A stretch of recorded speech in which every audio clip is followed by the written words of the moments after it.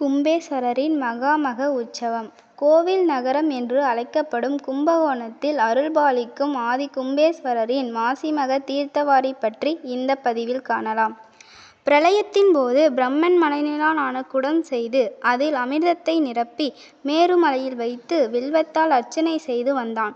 வெள்ளத்தால் இந்த அமிர்த குடம் தென் திசையை நோக்கி பயணித்து இறுதியில் இத்தலத்தை வந்து அடைந்தது. சிவபெருமான் மீண்டும் உலகம் படைப்பதற்காக வேடன் உருவம் கொண்டு இந்த அமிர்த குடத்தை தன் பாணத்தால் சிதறடித்தான். இந்த அமிர்தம் வழிந்தோடி மகாமகம் குளமாக மாறியது.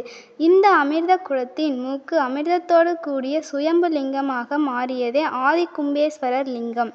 இதை மெய்ப்பிக்கும் வண்ணம் இந்த லிங்கத்தின் பாணம் கீழே பருத்தும் மேலே செல்ல செல்ல குறுகியும் குடமூக்குடன் இன்றளவும் காணப்படுகிறது.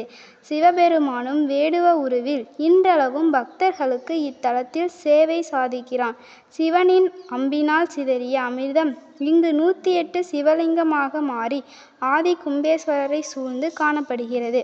இத்தலத்தில் மங்களாம்பிகை சன்னதி சிவனுக்கு மிக அருகில் காணப்படுவதற்கு காரணம் 51 சக்தி பீடங்களில் விஷ்ணு சக்தி பீடமாக கருதுவதால். இத்தலத்தில் 64 சிவ வடிவங்களில் பிச்சாண்டவர் சன்னதி இங்கு இருப்பதற்கு காரணம். இத்தலம் மங்களாம்பிகையை அன்னபூரணியாக மாறி சிவனின் பசியை போக்கியதால் இதை மெய்ப்பிக்கும் வண்ணம் அன்னபூரணி ஐஸ்வர்யங்களை தரும் கஜலட்சுமியுடன் இன்றளவும் காணப்படுகிறார். இத்தலம் சக்தி பீடமாக உள்ளதால் இத்தல துர்க்கை அஷ்டபுஜங்களுடன் காணப்படுகிறார்.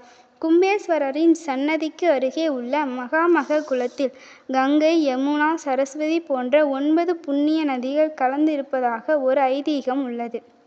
நாம் மாசி மாதம் மகம் நட்சத்திரத்தன்று இந்த குளத்தில் குளித்தால் நம் பாவம் அனைத்தும் விலகும்.